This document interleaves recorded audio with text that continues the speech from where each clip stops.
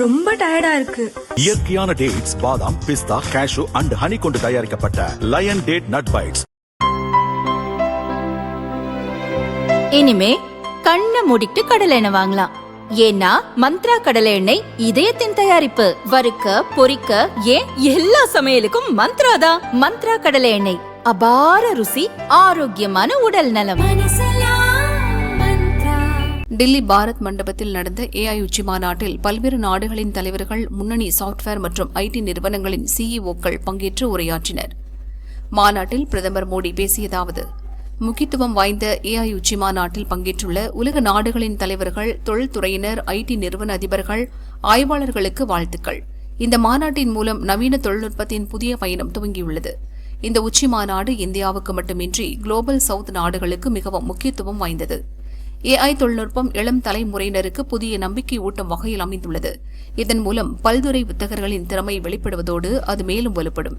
புதிய மாற்றங்கள் நிகழ துவங்கும் போது அதன் எதிர்கால தாக்கத்தை அவ்வளவு எளிதில் யூகிக்க முடியாது.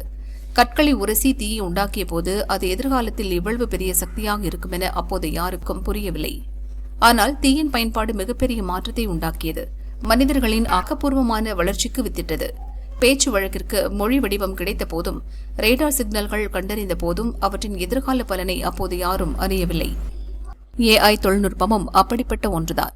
இந்த தொழில்நுட்பத்தின் பயன் குறித்து நாம் எவ்வளவு கணிக்கிறோமோ அது வெறும் ஆரம்பகட்ட கணிப்புதான். அதையும் தாண்டி நாம் மிக அதிக நன்மை அடையப் போவது உறுதி. மெஷின்களுக்கு அறிவை போதிக்கும் பணியில் மனிதன் ஈடுபட்டுள்ளான். AI தொழில்நுட்பத்தால் மிகப்பெரிய மாற்றம் நிகழப்போகிறது. எதிர்கால தலைமுறை அந்த மாற்றத்தின் பலனை அனுபவிக்கும். அதே சமயம் இதை மிக கவனமாக கையாள வேண்டியதும் அவசியம். அணுசக்தியை கண்டறிந்த போதும் அதன் தாக்கம் எப்படி இருக்கும் என்பதை யாரும் அறிந்திருக்கவில்லை. அது ஆக்கப்பூர்வமான செயல்பாடுகளுக்கும் பயன்படுகிறது. அதன் அழிவு சக்தியையும் நாம் பார்த்துள்ளோம். எனவே எதை எப்படி பயன்படுத்த வேண்டும் என்பது நம் கையில் உள்ளது. இன்டர்நெட் அறிமுகமான போது எத்தனை வேலை வாய்ப்புகளை உருவாக்கும் என்பது பற்றி நமக்கு தெரிந்திருக்கவில்லை. அப்படித்தான் தற்போது AI அறிமுகமாகும் போதும் இதன் எதிர்கால தாக்கம் பற்றி இப்போதே யூகிக்க முடியாது. ஆனாலும் இதை ஆக்கப்பூர்வமான செயல்பாடுகளுக்கு பயன்படுத்த வேண்டும் என்பதே நம் குறிக்கோளாக இருக்க வேண்டும். இந்தியாவில் தற்போது 3 முன்னணி நிறுவனங்கள் தங்கள் AI மாடல் அப்ளிகேஷனை அறிமுகம் செய்துள்ளன. இந்தியாவில் டெமோகிராஃபியும் உள்ளது, டெமோக்ரஸியும் உள்ளது. AI தொழில்நுட்பத்தை கண்டு நாங்கள் அஞ்சவில்லை, மாறாக அதில் வளமான எதிர்காலத்தை காண்கிறோம்.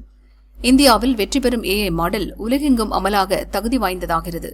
எனவே இந்த AI தொழில்நுட்பத்தை மிகச்சிறந்த வகையில் பயன்படுத்த அனைவருக்கும் வாழ்த்து தெரிவித்துக் கொள்கிறேன் என பிரதமர் மோடி பேசினார். भारत के पास डाइवर्सिटी भी है, डेमोग्राफी भी है और डेमोक्रेसी भी है. जो AI मॉडल भारत में सक्सीड करता है वो ग्लोबली डिप्लॉय हो सकता है. इसलिए मैं आप सभी को आमंत्रित करता हूं, design and develop in India.